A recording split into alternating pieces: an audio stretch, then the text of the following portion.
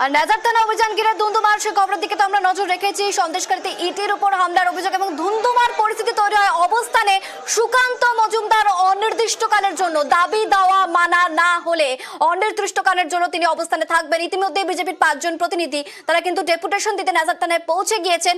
সামগ্রিকভাবে আর কি কি আপডেট রয়েছে জিয়াউল রয়েছে, জিয়াউল বলবে। জিয়াউল, ভারতীয় জনতা পার্টির রাজ্য সভাপতি মাননীয় সুকান্ত মজুমদার আজ এসেছিলেন এই ডেপুটেশন দিতে, এবং এই ডেপুটেশন দেওয়ার রিসিভ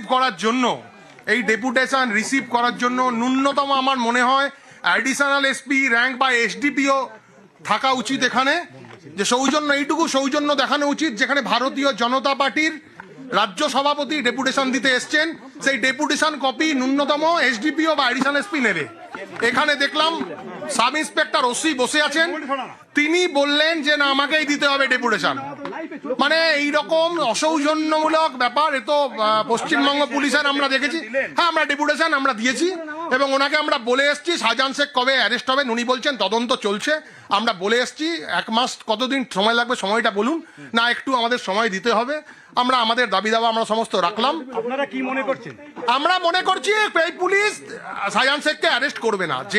যে অবস্থা আমরা দেখলাম কথাবার্তা বলে এই পুলিশ শাহজাহান শেখকে অ্যারেস্ট করবে না। ডেপুটেশনে আমরা বলেছি যে আমরা ইমিডিয়েট শাহজাহান শেখকে অ্যারেস্ট করতে হবে আমাদের ডেপুটেশন কপিতে। উনি বলছেন যে আমায় খুব শিগগিরই আমি অ্যারেস্ট করবো। আমি সময় আমরা বারবার চেয়েছি সময় দিন, আমাদের সময় দিন। সুকান্ত দা ওখানে বসে রয়েছেন, উনি সুকান্ত দা সবার কার্যকর্তারা রয়েছে, কার্যকর্তাদের সামনে রয়েছে, আমাদেরকে 5 জনকে পাঠিয়েছে। চলো, আমি কৃষ্ণ মুখার্জি। থানায় ডেপুটেশন দিলেন বিজেপির 5 জন সদস্য, অবিলম্বে তাদের দাবি মানতে হবে। জিয়াউল রয়েছে, জিয়াউল একটুখানি বলো, জিয়াউল একটু সামগ্রিক আপডেট দাও। তারা বললেন যে তাদের ডেপুটেশন দিয়েছে, ডেপুটেশন দেওয়া তাদের মানে হয়ে গেছে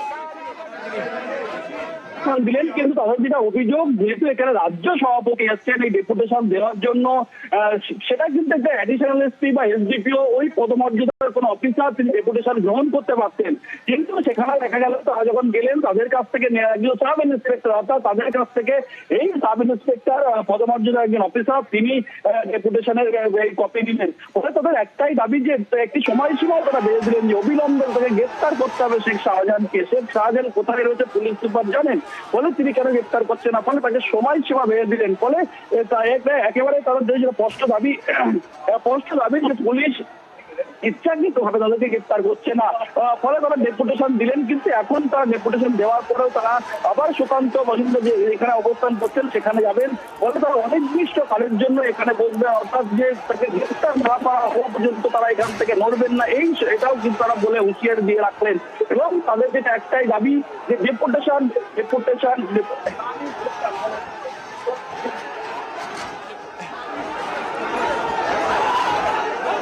রাস্তার উপর অবস্থানে সুকান্ত মজুমদার এবং বিজেপির 5 জন সদস্য তারা ইতিমধ্যে কিন্তু থানায় ডেপুটেশন দিয়ে এসেছেন। অবিলম্বে তাদের দাবি মানা না হলে কিন্তু অনির্দিষ্টকালের জন্য অবস্থানে বসবেন সুকান্ত মজুমদার। শেখ শাহজাহানকে গ্রেপ্তার করতে হবে দাবিপত্র কিন্তু রয়েছে পরিষ্কার, ডেপুটেশন তারা এই মর্মেই জমা দিয়েছেন। সব মিলিয়ে পরিস্থিতি সেই ছবি আপনাদের দেখাচ্ছি। ধুন্ধুমার পরিস্থিতি তৈরি হয়, রাস্তার উপর অবস্থানে সুকান্ত মজুমদার, থানায় যেতে বাধা পেয়ে রাস্তার উপর অবস্থান।